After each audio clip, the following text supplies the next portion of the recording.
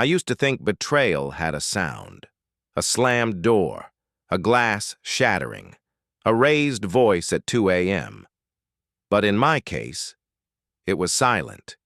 It was the faint vibration of a phone I didn't recognize. Emily and I had been married 12 years. We lived in a quiet neighborhood outside Columbus, Ohio.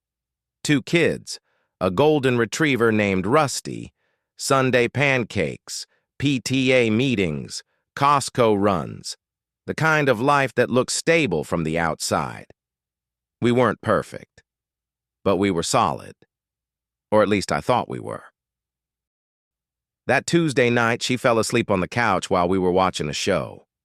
I reached over to grab the remote, and that's when I heard it.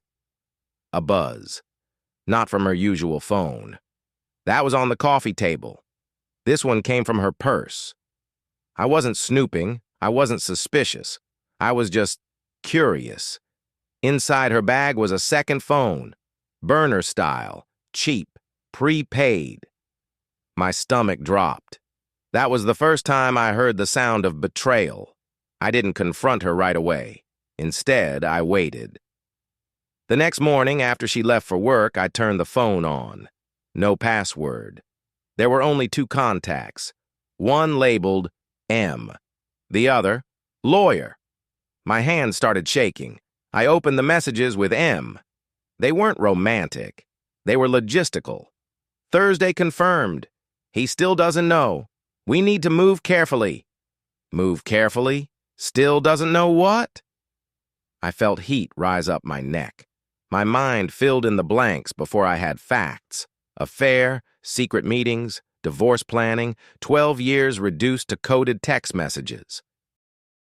That night, I asked her, not angrily, not yelling, just quiet. What's the second phone for, Em? She froze, and in that pause I felt something break. She didn't deny it. She didn't deflect. She just said, "You weren't supposed to find that." "I'm not having an affair," she said. And strangely, I believed her. But she wouldn't explain the lawyer. She wouldn't explain M.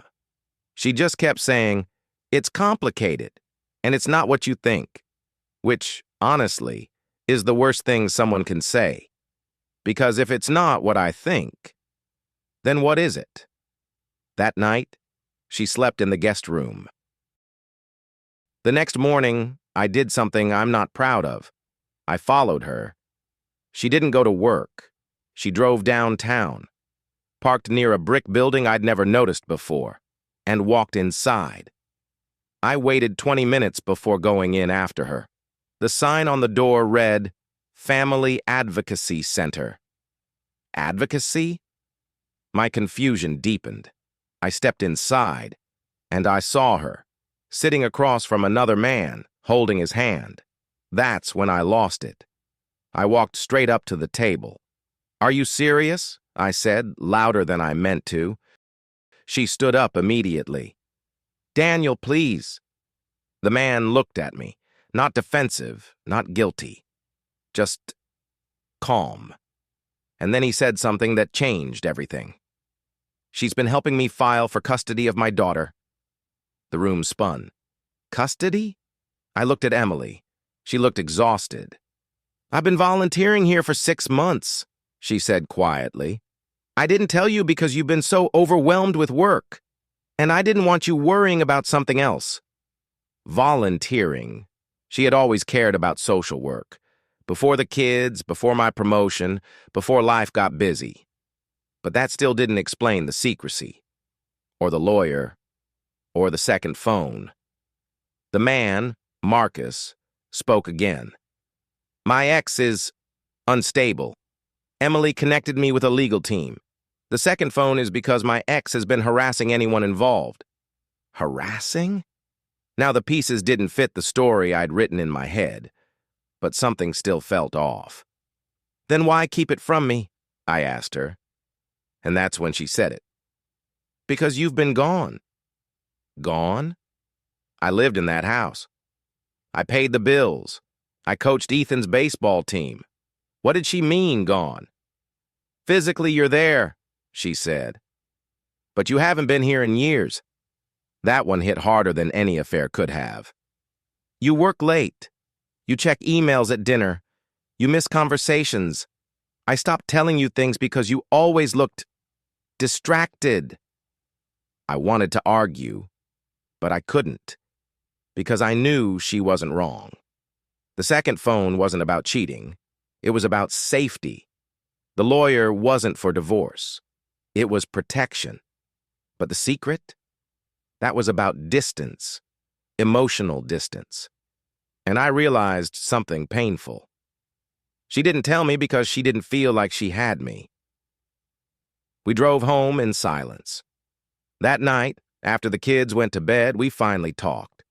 Really talked. For the first time in years. She admitted she had considered divorce once, not because of another man, but because she felt alone in her own marriage. She had even met with the lawyer months ago, just to understand her options. She never filed. But she wanted to know she could survive if she had to. That hurt. But I respected the honesty. Then came the final twist. I asked you 3 times last year if you were happy, she said. I don't remember that. Exactly. That broke me. Not because she betrayed me, but because I had slowly, unintentionally betrayed her. With neglect, with distraction, with complacency. No dramatic affair, no secret lover. Just 2 people drifting quietly apart. Which honestly is scarier. We didn't magically fix everything that night. There was no cinematic reconciliation, no perfect speech, but we made one decision. Radical honesty. No more secret phones, no more silent resentment, no more assuming the other person should just know. I cut back my hours. She invited me to volunteer with her once a week. We started therapy. Not because we were broken, but because we almost were. 6 months later, Marcus won shared custody of his daughter. Emily cried in the parking lot. I was standing beside her, present, fully.